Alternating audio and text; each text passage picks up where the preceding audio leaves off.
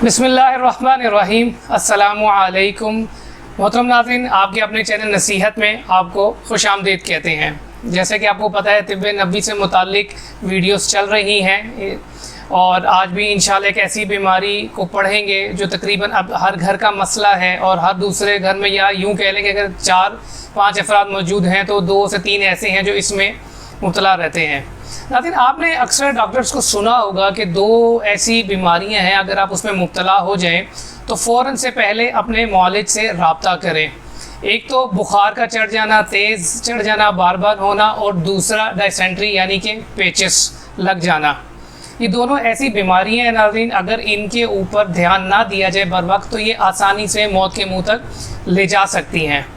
नाज़रीन, आज हम जिस बीमारी की बात करेंगे वो है डिसेंट्री पेचस। इसमें भी 2 किस्म की जरासीमी पेचस होती हैं जिसको एक्यूट डिसेंट्री भी कहते हैं, और एक एमोबिक पेचस भी कहते हैं जिसका मतलब मजमून या पुरानी या जो बार बार लग जाती है। नाज़रीन, 1897 शिकागो की दरियाफ्त के बाद अब तक 42 इकसाम ऐसी दरियाफ्त हो चुकी हुई हैं जो पेचस लगने का, इसहाल लगने का ज़रिया बनती हैं। इनका ज़्यादातर तो ये चीज़ जो असबाब हैं जो ये फैलती हैं, एक तो ये जो मक्खियाँ जो गंदे फजले इंसान की नजासत से जरासीम को लेकर तंदुरुस्त अफराद तक जाती हैं, मतलब अपने जिस्म से लेकर खानों में बैठती हैं, घरों में आती हैं, एक तो वो सबसे बड़ी वजह बनती है। फिर उसके अलावा अक्सर डॉक्टर ये मशवरा देते हैं कि जिस आदमी को पेचस लगी हो तो वो ठीक होने के बाद भी जरासीमी कुछ अदवायात का इस्तेमाल करें। अक्सर घरों में लोग एक पेचस जब भी लगते हैं तो उसमें वो लोग इस चीज़ को करते हैं कि चिसबोल का छिलका खा लिया, दही खा ली, जो वक्ती तौर पर तो पेचस को या बीमारी को तो ठीक कर देती है, लेकिन ऐसे अफराद ख़तरनाक इसलिए होते हैं कि इनकी जो जरासीम होते हैं पेचस के वो ख़त्म नहीं होते, क्योंकि इन्होंने ऐसी कोई मेडिसिन या कोई ऐसी चीज़ नहीं ली होती जिससे एग्जैक्ट जाके जरासीम को वो दवाई जो है वो जरासीम को मार सके। तो इसीलिए आप सल्लल्लाहु अलैहि वसल्लम ने भी फरमाया कि जैसे कि हदीस का आपको पता है कि सफाई निस्फ ईमान है। आप जब, और ये सादत भी इस्लाम ने मुसलमानों को दी है कि जब आप हाजत से फ़ारिग होते हैं तो अपनी उंगलियों को, अपने हाथों को साफ़ करें, यहाँ तक कि अपनी उंगलियों के इन नखूनों के अंदर ऐसे हाथ घुसो के इनको साफ़ करें ताकि किसी किस्म की भी नजासत हो तो वो उतर जाए।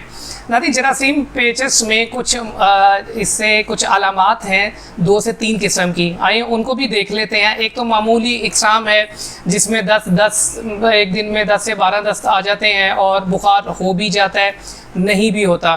फिर इसी की इब्तदा आगे चली जाए, अगर ये बीमारी बढ़ जाए तो शदीद अलामात में दस्त भी आते हैं, बुखार भी तेज़ चढ़ता है, दर्जा हरारत जिस्म का काफ़ी बढ़ जाता है, उसमें कै आना, मतली आना, आपका दिल में घबराहट सी महसूस होना, भूख का उड़ जाना।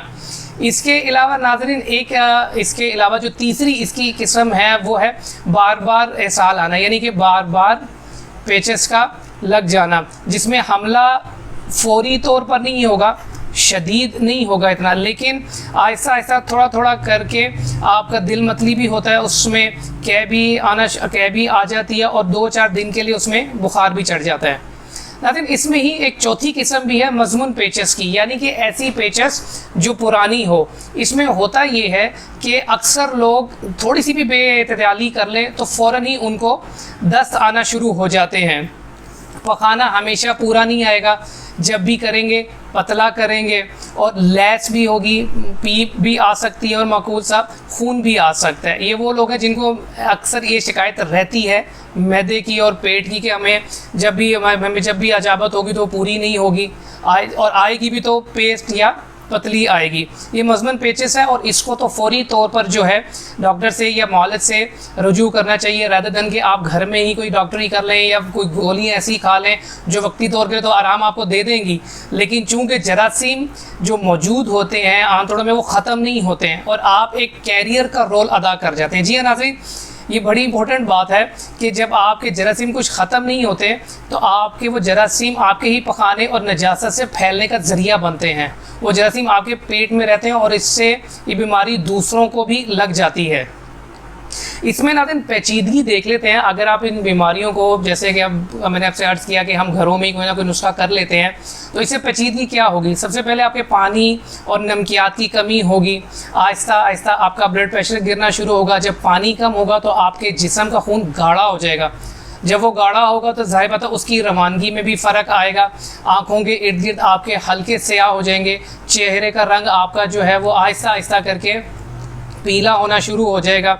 ब्लड प्रेशर गिरना शुरू हो जाएगा। हलक और खुशक जो हैं वो इतने खुशक होना शुरू हो जाएंगे कि जैसे कोई चीज़ आपके काट रही होती है।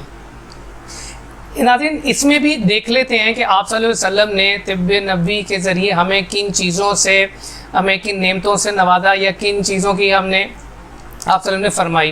नाज़रीन, इसमें भी इलाज का तरीक़ाकार वही है जैसे मैंने आपको हैज़ा में मैदे की सोजिश और आंतड़ों की जो सोजिश के बारे में मैंने आपको नुस्खा भी लिखवाया और पूरी डिटेल भी बताई। वही तरीक़ेकार, वही इलाज इसमें भी आता है। और इसमें भी जैसा कि मैंने हदीसों में भी जिक्र किया कि आप सल्लल्लाहु अलैहि वसल्लम ने शहद का बहुत जिक्र किया है, तारीफ़ भी की है। और आप सल्लल्लाहु अलैहि वसल्लम की खुद की रूटीन भी यही थी कि असर के बाद शहद लेते थे और सुबह निहार मुँह पानी गर्म करके उसमें शहद को डाल लेते थे। उसकी वजह क्या है? आप सल्लल्लाहु अलैहि वसल्लम ने इसकी तारीफ़ क्यों की, जो बाद में मतलब मज़ीद तजर्बात से ये बात साबित भी हुई।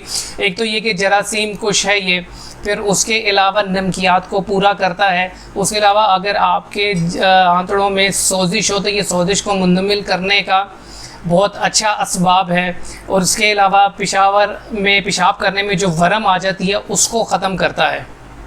नाज़रीन, इसी तरह इसकी दूसरी इकसाम भी है एमवीआई पेचेस, वो इंशाल्लाह अगली नशिस्त में आपसे मुकम्मल डिस्कस करेंगे। उसमें ज़्यादा फ़र्क नहीं है, इसी की ही आप आसान लफ्ज़ों में कह लें कि जब चीज़ बिगड़ती है या इंसान बार बार मुकम्मल इलाज नहीं करवाता, हर दूसरे दिन उसको ये मसला हो जाता है, तो वो कितना ख़राब हो सकता है। उसमें आप सल्लल्लाहु अलैहि वसल्लम ने हमारी क्या रहनुमाई की है। इंशाल्लाह नेक्स्ट वीडियो में उसको देखेंगे। आप सब लोगों से गुजारिश है चैनल को सब्सक्राइब भी करें और एक सदका जारिया के तौर पर ये वीडियो आगे भी शेयर करें ताकि जो लोगों के घरों में ये चीज़ें मौजूद हैं वो इससे इस्तेफ़ादा कर सकें। इंशाल्लाह अगली वीडियो में हाजिर होंगे, तब तक के लिए अल्लाह हाफ़िज़।